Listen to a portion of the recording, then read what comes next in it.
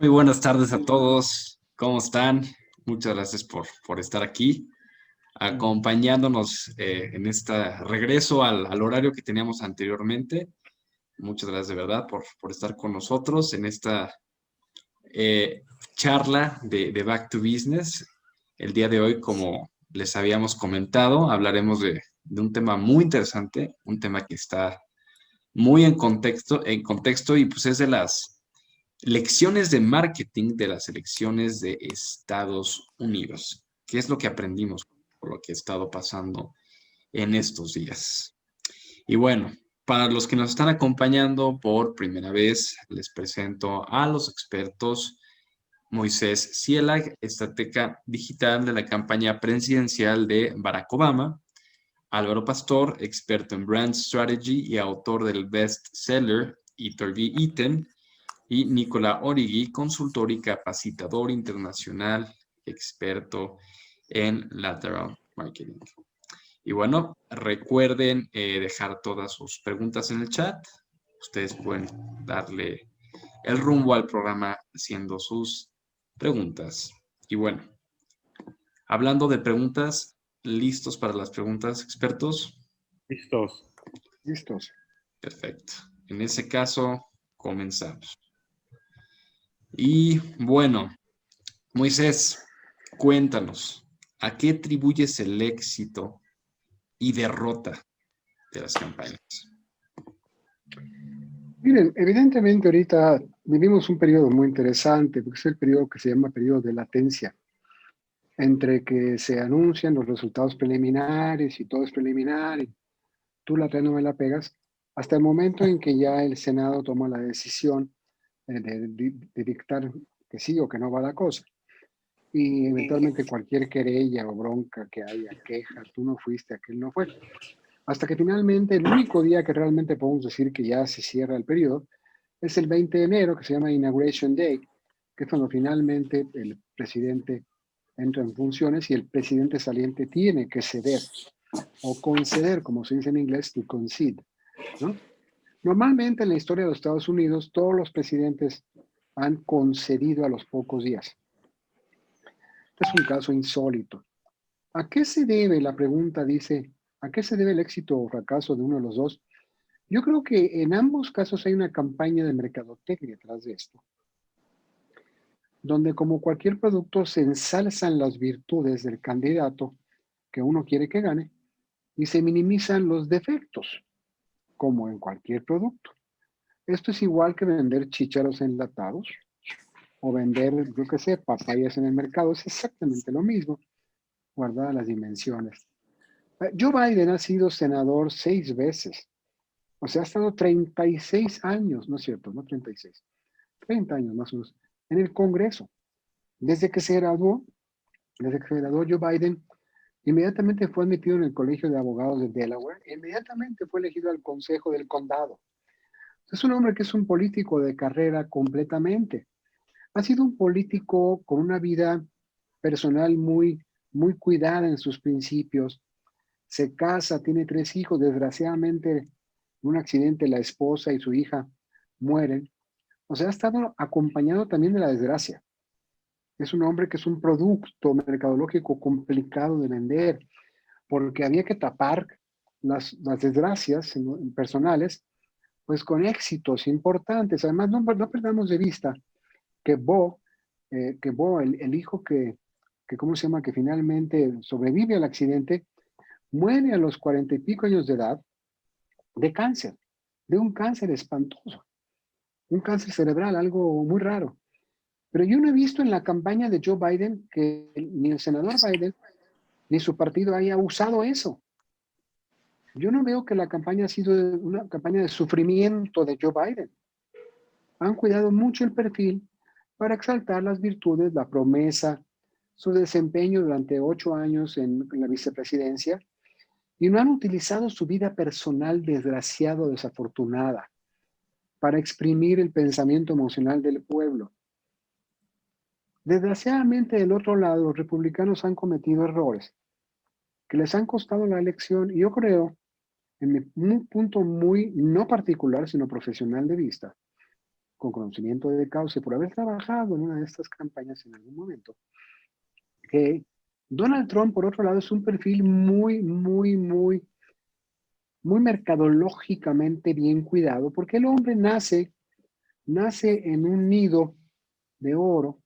Lo primero que hace cuando se gradúa de Wharton School, o sea, este hombre no fue a cualquier escuela, fue a la Wharton School of Business de la Universidad de Pensilvania.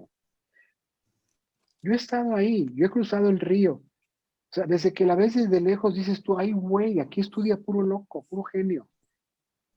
Entonces se gradúa de Wharton. Lo primero que hace después de estudiar en una academia militar y estudiar en Wharton es pedirle $1,000,000 de un pequeño préstamo.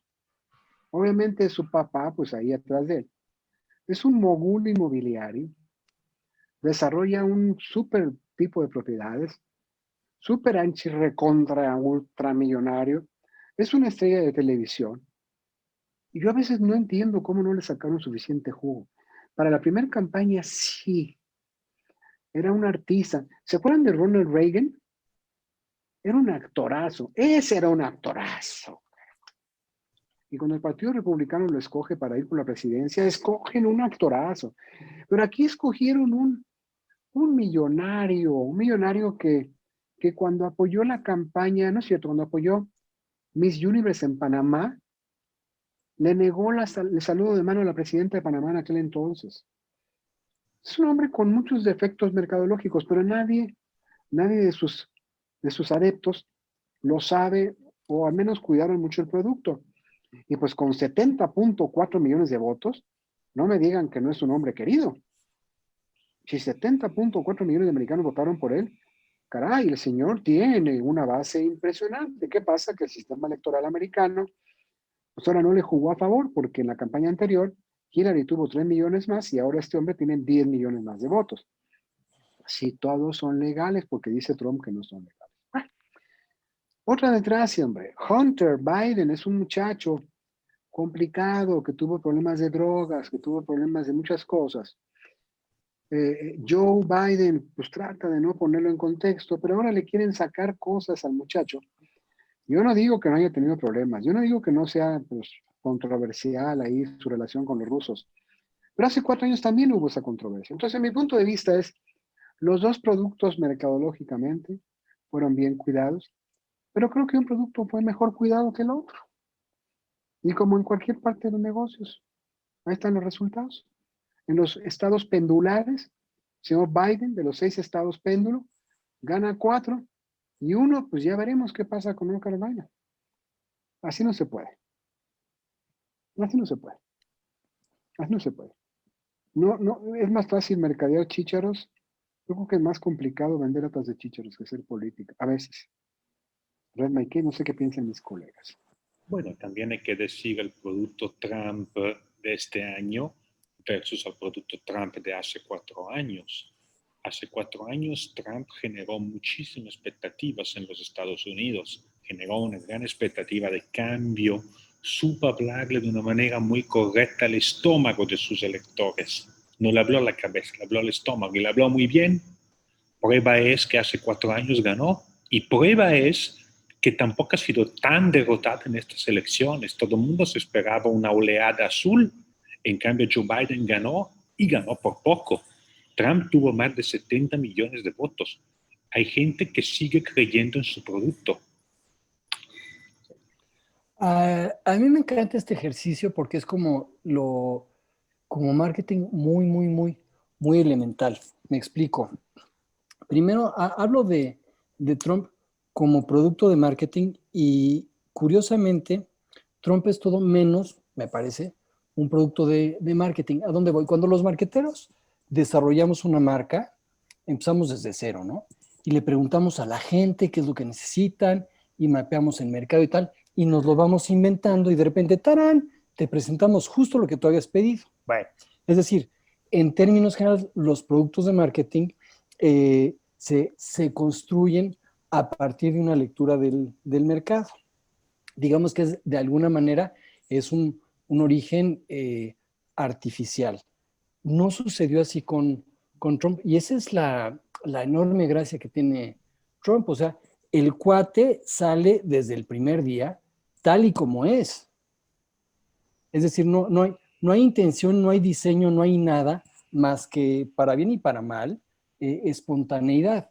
Y lo que lo ha vuelto poderoso es que es tal cual el reflejo de una proporción muy, muy, muy, muy grande del tejido social de los Estados Unidos y que de repente se ven reflejados en él. Pero a mí, desde el punto de vista de diseño de producto, me llama muchísimo la atención. Es como si de repente yo salgo a la calle y resulta que la manera que yo tengo, mi manera natural de ser, resulta que es aquella que empata con la de la gente por un lado y por otro lado también es aquella con la cual o a la cual la gente aspira. En ese sentido, este cuate, vamos, es muy, muy, muy fácil explicar el enorme arrastre que ha tenido. Y bueno, sin clavarme demasiado, y la enorme bronca que tuvo hace 4 años Hillary fue que mientras que Trump tenía un discurso claramente definido, Hillary no lo tenía. O sea, Hillary que era, quién sabe. Y en un momento que ya hablemos de Biden, les comentaré lo que yo siento que es Biden como producto político. ¿Cómo ven? Sí, estoy de acuerdo. No es mucha mercadotecnia la que se manejó en este caso comparada con la mercadotecnia, pero la verdad es que yo creo que el producto Trump es un buen producto. Un Eso muy tiene todas las características de un buen producto, promete un montón de cosas, le da a la gente lo que más o menos espera, deporta indocumentados, aunque Oye, pero Obama comenzó deportando muchos indocumentados. Pero lo que es importante es que promete promete y entrega a nivel de narrativa. Eso es lo alucinante de este momento histórico político en los Estados Unidos, que las campañas no son de propuestas, de programas, no son de policy making, es nada más a nivel tal cual discursivo, un discurso que resulta, bueno, es incendiario, obviamente, un discurso con el cual una proporción importante de los americanos sintonizan y es lo único que necesitan. O sea, en ningún momento, y de ninguno de los dos candidatos, by the way, oímos hablar de programas ni plataformas específicas. ¿Qué van a hacer de infraestructura? ¿Qué van a hacer con salud? ¿Qué van a hacer con migración? God knows, y lo peor es que tampoco nos interesa, o bueno, tampoco les interesa a los americanos. O sea, ha sido hasta ahora una guerra, no quiero decir guerra, ha sido eh, eh, una serie de esfuerzos a nivel de narrativa. La entrega igualmente ha sido de narrativa y por eso la gente está en Disneylandia. Escuchan lo que no se atreven a decir. Hay alguien más que los envalentona para de repente decir las barbaridades que dice, en este caso, Trump, y por eso todos están, y por eso de repente resulta que 70 millones, que no son pocos, 70 millones de americanos votan por, como lo llamábamos antes, por el Donald, ¿no? Está súper heavy. La gran Pues pregunta mátame. es qué hubiera pasado de no haber habido el COVID. Probablemente, si no hubiera habido el COVID, hoy estaríamos viendo Trump reelegido en un landslide por el segundo periodo. Probablemente eso estaremos viendo, porque al final de cuentas él construyó un producto sólido, supo hablarle a su target y supo dejar contento y satisfecho a su target. Esto lo hizo muy bien, si no lo hubieran votado 70.4 millones de personas en las elecciones que no han tenido participación desde 1908. Él dijo claramente, soy una lata de chícharos y al que le gusten los chícharos se los van a comer. Soy el mejor chícharo del mercado. O sea, el señor cuando subió al poder, el señor Trump, dijo, America First, ahí va con el tema del muro, se pelea con los chinos, le prohíbe la entrada a los musulmanes, o sea, se bronquea, aísla el país, porque es lo que estaban esperando que pasara.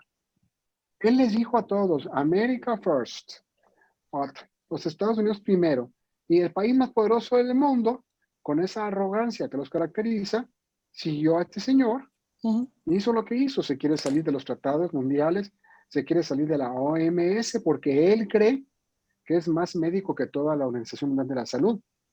Yo no estoy diciendo que esté mal o esté bien, estoy diciendo que le está dando al pueblo americano lo que le prometió. Y abajo del agua le prometió poner al país en un problema. Y ¿saben qué? Interesante, el país no le ha ido mal. Económicamente no le ha ido tan mal como la imagen del señor Trump parece ser. No, más bien le ha ido muy bien económicamente al país. Entonces están muy contentos 70 millones de personas y otros 80 millones no están contentos. Esto es normal. Ahora, ¿cuántos presidentes realmente han tenido un segundo mandato en los últimos 20 años? No es tan común. No es tan común. Nixon, ni hablar, lo sacaron antes. Carter, pum, paig, ¿no? Bush tampoco. Clinton tampoco. ¿Eh? Bush padre. Bush padre sí, pero 41, Bush hijo sí. papas. Obama doblete, ¿no? Entonces no es tan común así que digas tú, todo el mundo se reelige. No es tan fácil, no es tan fácil. Ahora, 4 años son poquitos comparados con 6 o con 5 o con 10 o con 25, no sé, no sé. O sea, mi oficio no me da para tanto, pero sí no cabe duda que el señor Trump es bien polémico, bien polémico. Es el arqueotipo del no americano. O sea, 3 esposas no es muy americano el tema. No es tan americano. 3 esposas, además, 20 años menores que él, porque también Marlon Bates era mucho menor. So, Oye, si hubiera entonces, que derivar un aprendizaje de este ejercicio, digo, más allá del valor anecdótico, me parece que es el siguiente. No hay que irse con la finta. Cuando escogemos, siguiendo tu ejemplo de la lata de chícharos, cuando escogemos una lata de chícharos o cuando escogemos un candidato presidencial, lo escogemos iba a decir con el corazón o con la panza. O sea, en ningún caso la decisión de voto o la decisión de compra tiene que ver con un argumento intelectual, un argumento racional, es de simpatías y antipatías, de aspiraciones o de miedos. Insisto, y en este caso, muy en particular, las campañas no fueron a partir de programas concretos, sino más bien de simpatía y antipatía. Y así es como nos relacionamos con las marcas, al menos en mi experiencia. Si razonamos a nivel de consumidor final y pensáramos a qué se equivale la venta del voto, se equivale a la venta de un Kleenex. Es un producto al cual no le dedicas tiempo, que te dejas guiar por las emociones y que no razona tu voto. Entonces conviene a un candidato como Trump hablar de temas que van directamente al estómago de los electores, porque es allí donde se decide cuál va a ser la preferencia electoral. No se trata de una decisión que requiere análisis y complejidad. La mayoría de las personas vota con el estómago, no vota con el cerebro. Lo mismo en la urna que ante la caja registradora. exactamente es igual. No compras el chícharo mejor, compras el chícharo que te entra por los ojos y por el corazón. Perdón que insista, la política no es una ciencia diferente a la mercadotecnia de consumo. No es tan diferente. O sea, ¿qué haces cuando tienes un producto de consumo? Hablando de los Kleenex. O sea, ¿quién vende más, Kleenex o Scotties? Pues el que hay en el anaquel muchas veces, porque tú vas por Kleenex, pero pues vas por Scotties y te limpias la nariz con lo que puedes. No es igual que la caja de refrescos, porque te vas a tomar 24 no sé cuántos de la misma porquería. No es tan padre, pero una caja de Kleenex, Muy bien, un sándwich del Moisés. Oxxo. Muy bien, muchas gracias por tus valiosas respuestas. Y bueno, Nicola, viene una pregunta para ti, la cual es, ¿cuál es tu opinión acerca de Donald Trump como un producto político? Buena pregunta la tuya. La respuesta es depende. Analicemos un poco. Para su target es un producto perfecto. Le dice lo que quieren sentirse decir, le habla directamente a su estómago, le habla directamente a sus emociones, logra conectar con ellos. Entonces, para su target es un producto perfecto. El problema de Trump es que con su target en 2020 no ha sido suficiente. Necesitaba ampliar la base de sus consumidores, léase la base de sus electores. En eso fracasó, lo que explica hoy por qué Joe Biden es el presidente electo, todo indica que es el presidente electo de los Estados Unidos. Como producto, mercadológicamente hablando, es un producto sólido, consistente en todos sus planteamientos básicos, muy relevante para su público, sabe hablar de una manera original para su público y sabe generar un impacto importante en su público. Es un producto muy bueno mercadológicamente hablando. El único defecto es que es un producto tan bueno para su target cuanto malo para quienes no son parte de su target, lo que dificulta mucho la labor de conversión de votos. En 2016, Trump supo, hablándole al estómago, despertar emociones importantes que lo llegaron a la presidencia de los Estados Unidos. Hizo una campaña muy inteligente en 2016 enfocándose en los estados claves. Mismos estados clave que en esta elección perdió 4 de 6 precisamente, como comentamos hace poco.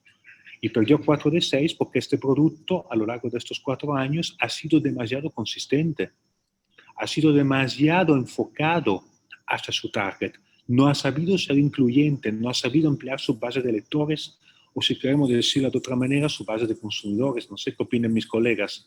Mira, ahí te va. Aquí hay una lección interesantísima. Me acaba de caer el 20 en este instante. Una lección interesantísima a nivel de estrategia de negocios. Les voy a platicar una anécdota. Hace miles de años, nosotros trabajamos con la televisora de la Jusco para definir, imagínense, su estrategia de transmisiones, contenidos y bla, bla, bla, para el Mundial de Fútbol de Alemania 2000, no sé si fue 2006 o 2008, o sea, hace una variedad de tiempo. Pero el punto es el siguiente, en el contexto de la transmisión de eventos deportivos, hay como que dos grandes maneras de hacerlo, dos grandes approaches, ¿no? Está el approach de Televisa, que es todo ese entretenimiento y bueno, y entretenimiento como de pastelazo y con el común denominador más bajo, ese es uno.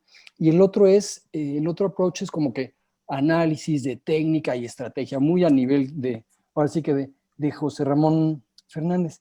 Y ahí nos dimos cuenta de lo siguiente, que aplicaba empezando por ese caso y después lo llevas a todas las marcas, que es una propuesta de valor, un posicionamiento, una promesa, tiene un tope de participación de mercado.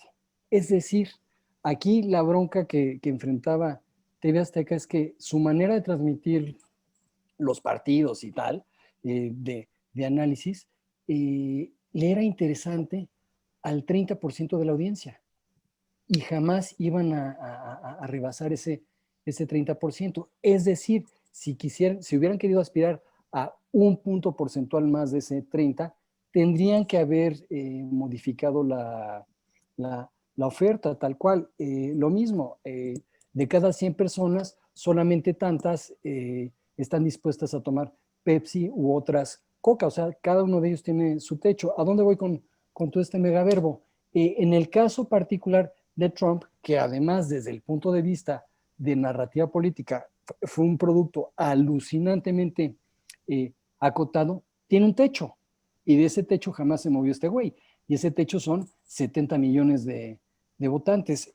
Si él quisiera haber apelado a una base mucho más amplia que eso, tendría que haber modificado, es decir, tendría que haber tenido su Coca-Cola Light, ¿no? O su Pepsi con vainilla. Y no fue el caso, fue lo más estrechito posible, de ahí no se movió desde el primer día, y ahí la realidad es que fue un error de cálculo. Es decir, Trump, al igual que todas las marcas, tienen un techo de participación, y en el caso de Trump fueron los 70 millones, y en el caso de TV Azteca y José Ramón Fernández fue el 30% de la audiencia. Me encantó esta analogía. Fue un producto de marca tan consistente que no supo apelar a otros segmentos de consumidores. Tal cual, fue estrategia en ese sentido. Esta narrativa va a ser relevante a tal proporción del electorado. Y ahí se quedaron y ni modo, o sea, no hicieron ningún esfuerzo. Bueno, y cualquier esfuerzo por ampliar quizás habría sido un esfuerzo que habría pervertido la narrativa, en cuyo caso quién sabe quién habrían llegado, pero es ahí un tema tal cual, de estrategia, y de estrategia de marca. Ese sí fue una reflexión pacheca y no bromas, ¿eh? No, sí, yo sé que tú fumas cosas extrañas, pero no estás tan alejado, ¿eh? Yo sí coincido en que de alguna manera la trayectoria política de los individuos estos, no les ayuda a veces mucho, ¿no? Yo por eso insisto mucho en el hecho de que Biden haya sido un político de carrera toda su vida, senador, siempre ha sido legislador. De hecho, curiosamente, Biden nunca había estado en el poder ejecutivo hasta que fue vicepresidente con Obama. Anteriormente a eso siempre había sido legislador. Que no es lo mismo, Juan Domínguez, que no me mueles, ¿no? No es igual andar dictando leyes y aprobando leyes que son propuestas por la Cámara de Representantes, la mayor parte de los casos, a estar ejecutando instrucciones ejecutivas, tales como mandar gente a la guerra o sacarlos de la guerra. Es el responsable de la retirada, ¿verdad?, de Irak, pero además es el responsable de las incursiones en otras partes. Es un hombre belicoso. Y bueno, el señor Pence no es la excepción. El señor Pence también es belicoso. Le encantan las armas, tiene su colección en la casa. Esta gente son muy armamentistas. Es lo que me da un poco como miedo. Son armamentistas. Pero bueno, a lo mejor es lo que necesita el país, tenerlos amenazados con armas, porque, híjole, eso de autorizar las matanzas y justificar el asesinato de George Floyd, la verdad es imperdonable. Imperdonable. Eso no debe suceder en un país democrático como los Estados Unidos. No debería suceder. Pero 70 millones dijeron que that's okay. That's okay, güey. Ya casi lo estoy escuchando hablar en mexicano porque, ay, nuestros queridos compatriotas latinos se fueron tras el señor Trompas. Interesante, ¿no? Y además, pues sí, California y Florida son diferentes latinos, pero, oye, chico, ¿qué diferencia hay entre los cubanos y los mexicanos que están en California? Interesante. I read my case. Muchas gracias, Moisés. Álvaro, y vamos por otra pregunta. Ahora hablar sobre Joe Biden, así como Nicola lo hizo de Trump, en cuanto a producto político. ¿Cuál es tu opinión de Biden como producto político? Esto es interesantísimo. Sin duda, la figura central en este ejercicio de shopping político fue Donald Trump, ¿no? Porque Biden, a diferencia de Hillary ¿qué tal Hillary? Como si yo la llevara con ella, ¿no? La diferencia con Hillary Clinton fue que Biden sí logró articular una narrativa, pero es una narrativa que como marca es una opción muy peligrosa, que es la siguiente. ¿Cuál fue, si ustedes se dan cuenta, cuál fue la plataforma de Biden? No soy Trump. Exacto. ¡Wow! ¿A dónde voy? Es decir, tú como marca, lo último que se te ocurre es definirte a partir de tu competencia.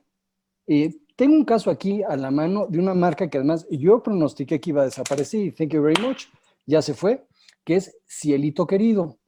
¿Qué era, rapidísimo, qué era Cielito Querido como fórmula? Bueno, una cadena de cafeterías para consumir tu café ahí mismo y ellos se definían a partir de Starbucks. Es decir, básicamente su estrategia fue, nosotros no somos Starbucks. Y dime en dónde están, pues ya no están. Nos compró Grupo Herdes literalmente por 15 baros. Bueno, es decir, seguir eso como estrategia no necesariamente es una estrategia viable. Sin embargo, en el caso de Biden, sí lo fue.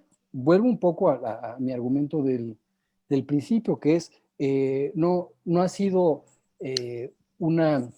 una contienda de propuestas, plataformas, ni de políticas públicas, ha sido nada más a nivel de narrativa, y mientras que uno dice lo que ha dicho los últimos 4 años, Biden y el equipo de Biden básicamente lo que ha dicho es, nosotros no somos él, ¿eh?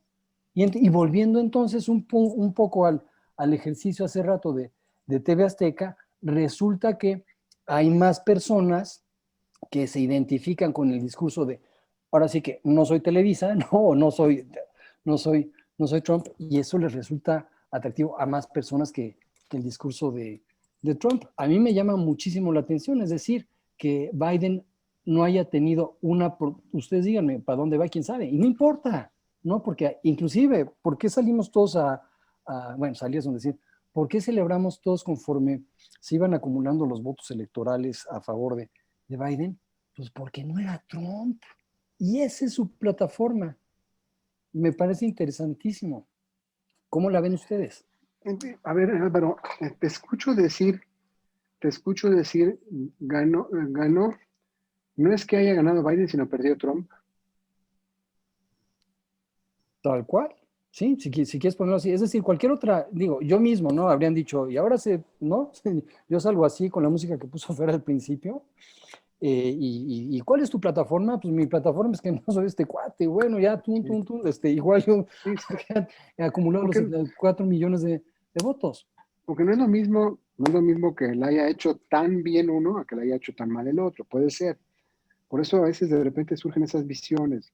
Es No que fue yo, tanto ganó uno como perdió el otro. pero no, ojo, no perdió porque lo haya derrochado o no perdió por incompetencia, no. No ganó, que al fin y al cabo es lo mismo, pero no ganó porque su narrativa, su estrategia, su discurso tiene un tope. Y ese tope, así como fue suficiente hace 4 años para llegar a la presidencia, hoy ese tope o ese techo no lo fue. Pero igualmente exitoso que hace 4 años, o incluso podrías argumentar que inclusive más porque más personas votaron por él en esta ocasión. De hecho, es la segunda figura más votada en la historia política de los Estados Unidos después de Biden. Es a lo que apunta todo. Entonces, no perdió. Lo que pasa es que fue un error ahora sí que de cálculo de estrategia from day one, y resulta que esta narrativa te da nada más para 70 millones de personitas. Chin, ¿qué tendría que haber hecho? ¿Quién sabe? Algo para...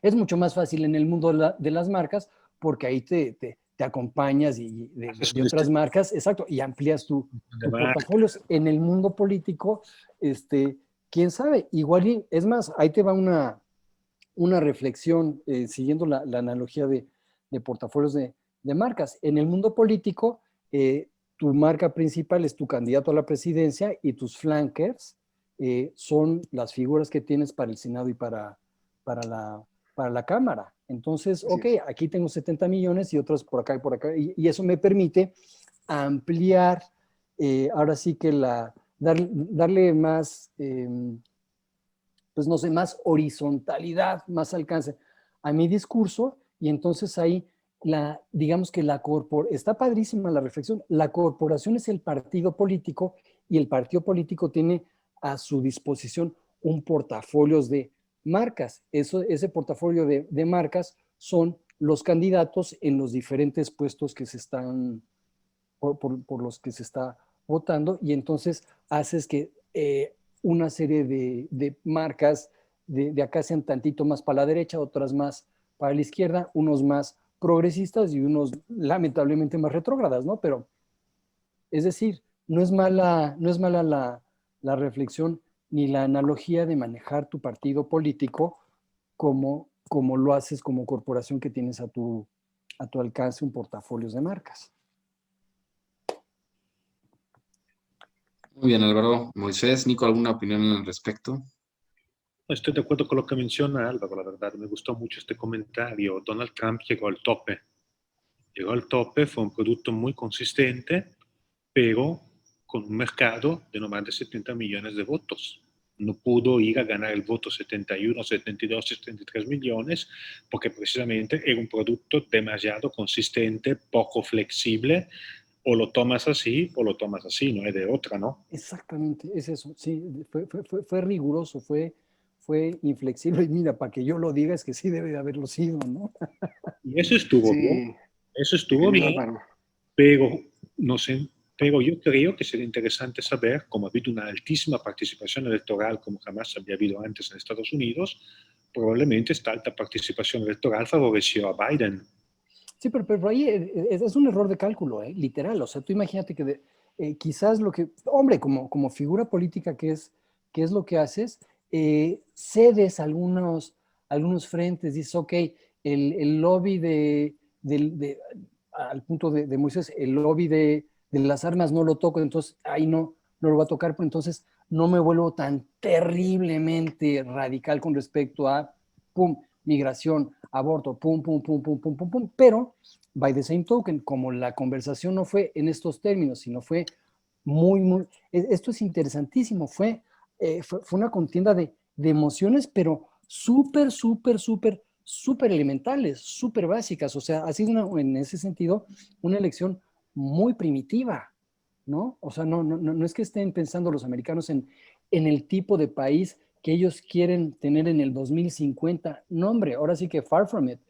Aquí más bien el rollo ha sido, ¿a quién odias tú que no te atreves a decir? Pues mira, ahí tienes a este güey que lo va a decir por ti y te está envalentando para que lo digas. ¡Wow! O sea, eso sí es, híjole, iba a decir cavernícola, pero sí me parece totalmente cavernícolas, insisto, o sea, es sorprendente que la democracia más antigua del mundo se decida en esos términos y no en cuanto a visión de nación, proyecto de nación. O sea, a mí en ese sentido me parece, y fue mi punto al principio, me parece un retroceso bárbaro. O sea, y yo en ese sentido estoy, digo, ya profundamente decepcionado de cómo ha sucedido todo. O sea, habría esperado, quizás ilusoriamente, habría esperado que el cuestionamiento hubiera sido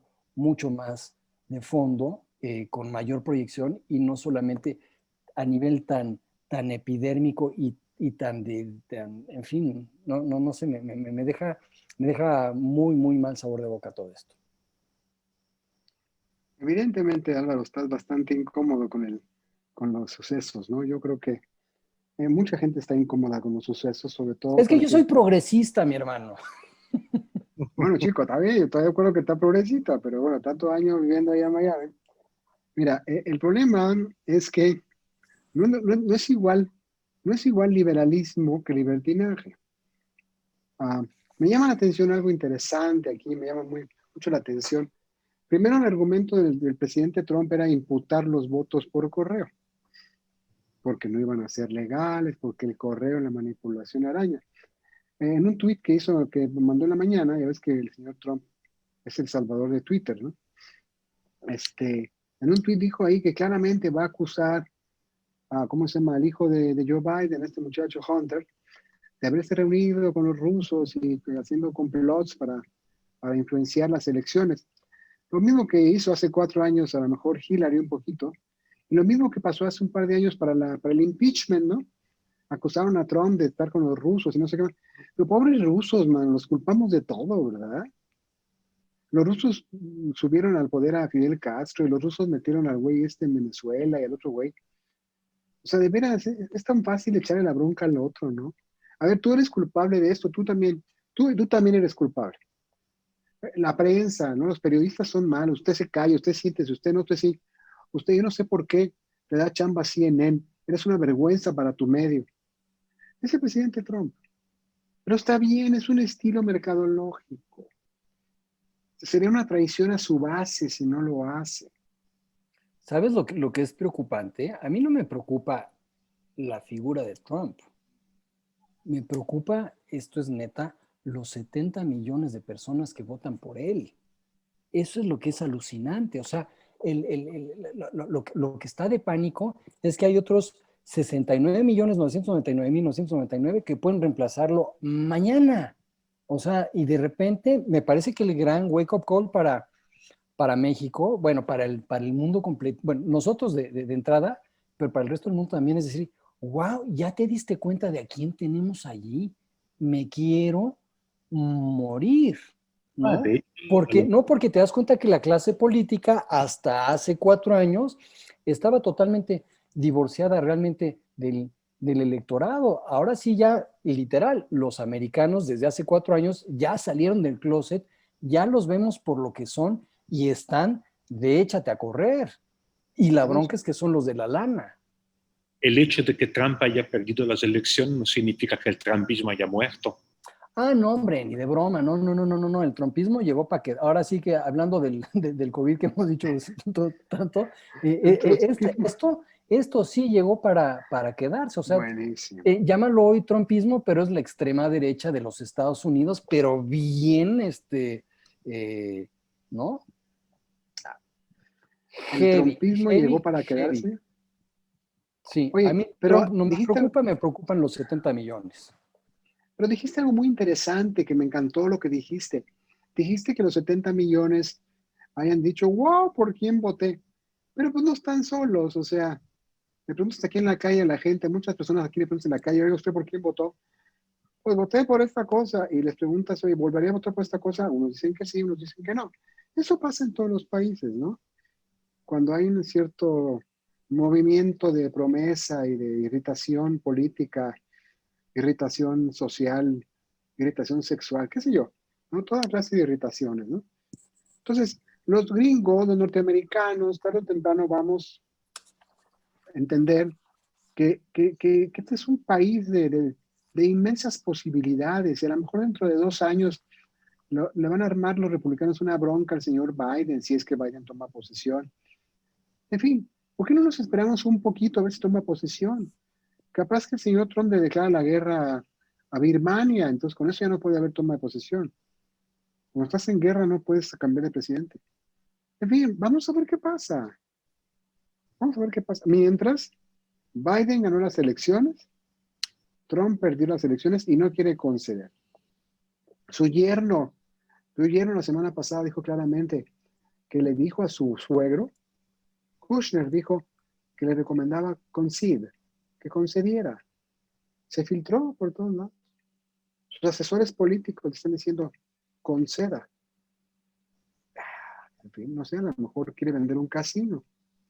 I don't know. Algo va a pasar. Yo por eso, mira, los saludos desde Usumacinta. Está más tranquila el agua acá, ¿no? Vamos, Moisés, sin duda se ve tranquilo, ya quisiéramos estar por allá, ¿no? Y bueno, vamos con otra pregunta. Esta se me hace una buena pregunta. Cuéntenme, la puede tomar cualquiera de los. ¿Qué rol jugaron cada uno de los candidatos a vicepresidentes en la construcción de la narrativa de sus respectivos candidatos? ¿Quién la toma? Wow, fíjate, ahí te va una y me cayó el 20 ahorititita. Ese Buenísimo. equivale a mi coca de dieta. Eso, cara. Pero en el caso particular de Trump, llegaste al anaquel como nos hizo Coca-Cola, ¿no? Ahora tú llegas al anaquel y hay 15 metros de puras Coca-Colas. Pues igual hizo Trump, o sea, es decir, es súper interesante. Su flanker es mini-me, o sea, o no nos enteramos qué es lo que dice, es decir, es exactamente lo mismo él. Y en ese contexto, fíjate que ese es el rol que juega el vicepresidente. Te permite apelar a audiencias, a segmentos, a mercados diferentes a los cuales tú apelas desde el punto de vista como de columna vertebral de la propuesta política. Y en ese caso, me parece que con una gran inteligencia política o de mercado, el equipo de Biden dice, ok, aquí que vamos a hacer los números, pum, pum, pum, pum, pum, pum, necesitamos que haya más mujeres que voten por nosotros, check, si podemos ponerle ahí un tema, ahora sí que vamos a ponerle colorido en los dos sentidos, o sea, a nivel tal cual de pigmentación, pero también hacerlo mucho, porque además Kamala Harris como producto político es muy interesante, si tú la ves, yo la estuve observando estos días, no es la típica figura política que esperarías del establishment norteamericano. Es mucho más cálida, cercana y me parece que específicamente para efectos de la oferta de Biden le permite apelar a una audiencia femenina, multirracial y más joven. Y me parece que eso fue un hitazo y ahora sí que los números están ahí para probarlo. Kamala Harris es un personaje interesante, fiscal, y volviendo a fiscal y más fiscal. Abogadaza, órale, arrabasadora. nombrada por el Estado para perseguir a los malos, ¿no? Es un caso insólito. Miren, hace, ¿qué son? 12 años, lo insólito era que una mujer iba para vicepresidente. Lo insólito se llamaba Sarah Palin. Y Sarah Palin en la discusión con Biden, pues perdió todas. Pero Sarah Palin era mujer. Era muy importante. A lo mejor no era el momento para la misoginia norteamericana, que es mucho peor que la misoginia mexicana. Es un machismo exacerbado de estos vaqueros. Es impresionante. Bueno. Y ahora no. Ahora Kamala Harris es afroamericana. No es novedad porque Obama también. Es mujer. Pues no es novedad porque pues ahí la Hillary también quería. Pero es un chorro de cosas. Además es de origen hindú oriental. O sea, no es cualquier hindú la mamá de ¿cómo se llama? De Kamala. La mamá de Kamala era una ginecóloga, era una científica, una oncóloga de prestigio. ¿Quién es Mike Pence? Mike Pence es un belicista de primera, de ultranza. Es un hombre con una trayectoria interesante, esquinada, en recovecos. ¡Wow! ¡Vive la différence, monsieur! Pero ese es el punto, es decir, Pence no es un complemento. Pence no le ayuda a Trump a ampliar el alcance del discurso. Es decir, somos así y somos así. O sea, y digo, es una estrategia finalmente diferente a la que siguió Biden. Pence refuerza el producto Trump, mientras que Kamala Harris complementa el producto Biden. Exactamente, sí, es Coca-Cola, Coca-Cola Light o Coca-Cola y Coca-Cola, ¿no? Así tal cual. Exacto. Sí, no hay que confundir Coca-Colas con Coca-Colas. Muy bien. Y bueno, vamos a una pregunta del público. ¿Y creen que, esta es de Daniel García, esa es una buena pregunta, creen que el apoyo que se le dio a Biden se le debe a su pasado, su trayectoria política o a una excelente campaña? A que no fue Trump nada más, porque fue muy claro en decir, yo no soy Trump, vámonos, chao, bye bye. Coincido totalmente contigo, fue un producto que se fortaleció desde un aspecto negativo. Yo no soy el otro, yo voy a interrumpir lo que otro ha hecho, yo voy a hacer una discontinuidad respecto a lo que el otro ha sido en los 4 años. Por eso que ganó Biden. Es más, inclusive puedes argumentar que le ayudó, le favoreció el COVID por lo siguiente, porque se quedaron en casa, literal. O sea, no hicieron campaña hacia afuera. Y entonces, tú imagínate, en otro contexto habrían salido y quizás se habrían visto en la necesidad de articular una narrativa y darla a conocer. Aquí más bien, pues nos quedamos acá en lo que el otro güey polariza, y entonces los demás van a pensar, pues que como no somos ese, pues a ver de a cómo nos... A ver qué pasa. Así que de a cómo nos toca, y bueno, no quiero decir afortunadamente ni desafortunadamente, y sucedió como sucedió. Me parece que fue más bien un ejercicio de eliminación. Sí, pero más vale que le vaya muy bien, porque si es cierto lo que ustedes están diciendo, que no dudo que lo sea, si este hombre es, yo no soy Trump, más vale que no sea Trump, porque si no le va a fallar a tus 74 o 70 o 90, no sé cuántos millones de votantes. Miren, muchachos, en un país como muchos de nosotros también acá, donde las elecciones no hay segundas vueltas, donde la mayoría es relativa, arrasando, no es aplastante, no se exigen 2/3, los 79 millones que le dieron el triunfo a este compadre no son suficientes para decir que hay otros 70 millones y otros 80 millones que no votaron porque están chiquitos o porque están viejitos, ¿sí? Por eso no votaron, que no lo quieren. Cuando una persona gana una presidencia teniendo solamente el 52%, significa que hay un 48% que no votó por él. Entonces, aguas. La mayoría relativa es un sistema bien interesante, por no decir arcaico. ¿Ok? Entonces, I rest my case. Yo creo que la podemos dejar para, no sé, para dentro de unos meses, vamos a ver qué pasa. Porque ahí en 100 días sabes muchas cosas. Muchas cosas. Yo sí creo que Kamala Harris es un buen pivote. Porque si el señor Biden toma posesión, que no tengo por qué dudar, ¿no? Cuando quiera reelegirse va a tener 82 años. Y cuando acabe el mandato va a tener 86. Eso no es posible. Eso como que solamente Ruiz Cortines, creo, ¿no? Le ha pasado algo así. Entonces yo creo que no va a pasar. Yo creo que Kamala Harris podría ser su sucesora. Entonces más vale que sean 4 años de muchos triunfos para que Kamala tenga aspiraciones. O whatever. Puede ser, no sé. Pudiera suceder. Yo mientras me echo mi chapuzón. Es un buen río este, ¿no? Cada duda. Bien. Muy bien, Moisés. Good. Álvaro, Nicola, ¿alguna opinión al respecto? Totalmente de acuerdo. ¿Mm? ¿Para qué digo que no? Muy bien. Y bueno, cuéntenme, en temas de personal branding, ¿qué marca se les hace más poderosa? ¿La marca Trump o la marca Biden?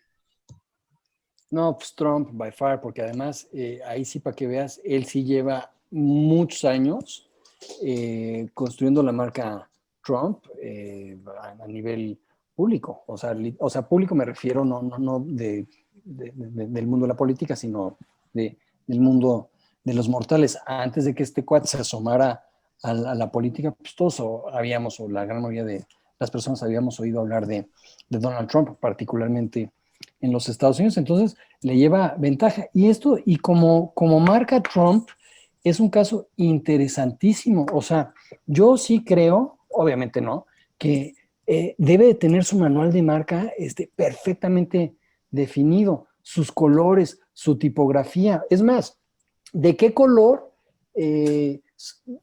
son las molduras del coche o del helicóptero o del avión de este güey? Pues sin haberme subido recientemente, te puedo asegurar que son doradas. ¿Por qué? Porque, es decir, Trump como promesa, Trump es Las Vegas personificado, ¿no? Es decir, es todo in your face, a lo bestia, el derroche, el desborde. Y eso es, ¿no? Y por la misma, ¿qué es Biden? Pues quién sabe, va a tener 4 años para que alguien le diga qué es lo que debe de comunicar como marca, como oferta política. Es más, curiosamente, Kamala como marca está definida con mayor claridad que Biden. Kamala, yo ya desde ahorita te digo cómo la vería vestida. Biden no, Biden es un hombre y que quizás por eso ganó, que se confunde con la pared, pasa prácticamente desapercibido y quizás es una discreción que nos llega como un alivio ante la estridencia de Trump. ¿Qué opinas, Moisés? Yo no sé si sea un alivio o sea más bien un descanso, un remanso de placer. Pero lo que sí vamos a ver próximamente, y eso va a ser muy interesante, es cómo sufren las acciones de las empresas Trump ante este descalabro. Porque es evidente que más que una marca política, el señor Trump también es una marca económica, ¿no? Va a ser muy interesante.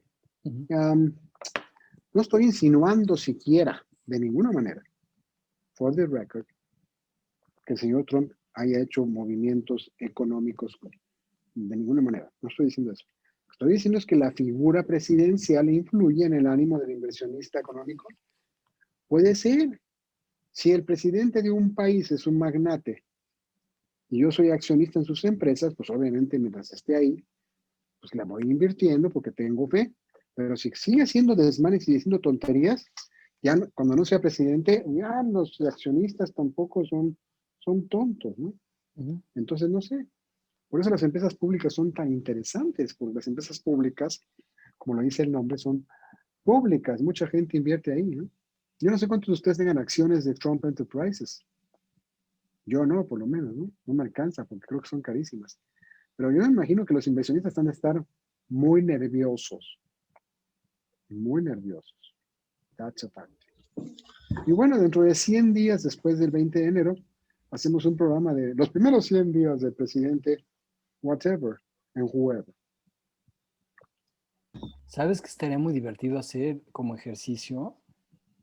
Esto, pero con respecto a nuestras propias, digo, y esto va a ser un zipizape, ¿no? O con respecto a las figuras políticas de México, About time. ¿no? O sea, ¿cuál es porque hay estrategia, ¿cuál es la estrategia detrás del presidente López Obrador? ¿A quién apela, a quién no? Y cuáles son como que pues digo, creo que sería un ejercicio de una gran morbosidad, pero no, creo que puede resultar divertido entender cuáles son como que las grandes premisas a partir de las cuales se diseña y se ejecuta la comunicación del presidente. Puede ser interesante, ¿no? Y luego nos echamos todos a llorar y no. Sin duda alguna sería una buena charla, Álvaro. Y bueno, simplemente ya tiene que ver con esta pregunta que les acabo de hacer y ya para cerrar con esta charla, Ricardo Salazar comenta si no sería más adecuado quizás hablar sobre las marcas demócrata o republicano y no tanto sobre los personajes políticos, Joe Biden o Trump. ¿Qué opinan ustedes? Buenísima pregunta, Rich. Yo creo que las marcas demócrata y republicano jugaron un papel muy importante, por supuesto, porque los candidatos representan un partido. O sea, el elector no nada más vota por una persona, también vota por el cártel, por todo lo que va atrás de la ideología de un partido. Yo sí creo, Ricardo, compañeros y colegas también acá, que sí votaron por el Partido Demócrata o el Partido Republicano. Aunque no olvidemos que si algo hizo el presidente Trump es dividir al Partido Republicano. Últimamente ya los republicanos ya no querían con él, o sea, ya senadores y representantes ya estaban abandonando la colcha, como también algunos demócratas estaban pues no queriendo la colcha. Pero mira qué interesante, en la nominación para la presidencia que tomó el señor Biden en agosto 12 de este año, pues hubo gente que le echó el hombro. O sea, Bernie Sanders, que había sido su super contrincante, dijo, ok, here we are. Sí, ¿no? pues sí. Y otros cuantos más, ¿no?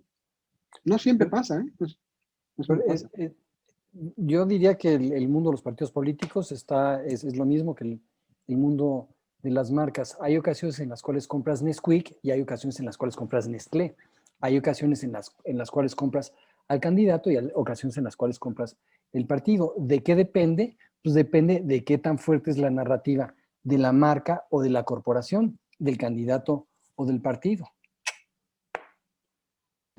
Definitivamente. Muy bien, Moisés, Álvaro, una buena manera de cerrar esta charla y sin duda creo que podemos hacer una posteriormente cuanto temas de nuestro propio contexto acá en México. Y bueno, muchísimas gracias a los que estuvieron hoy con nosotros, sobre todo siendo el cambio de horario, que tuvieron que reajustar sus agendas. Esperamos, como siempre, verlos todos los miércoles. Recuerden invitar a sus amigos, colegas, familiares, a quien les sea de utilidad estas charlas de marketing y negocios. Muchísimas gracias por todo. Esto es Back to Business. Nos vemos próximo miércoles a la misma hora. Recuerden, 6 p.m. Que tengan una excelente tarde. Cuídense, gracias No por hagan estar aquí. corajes. Abrazos. No hagan corajes.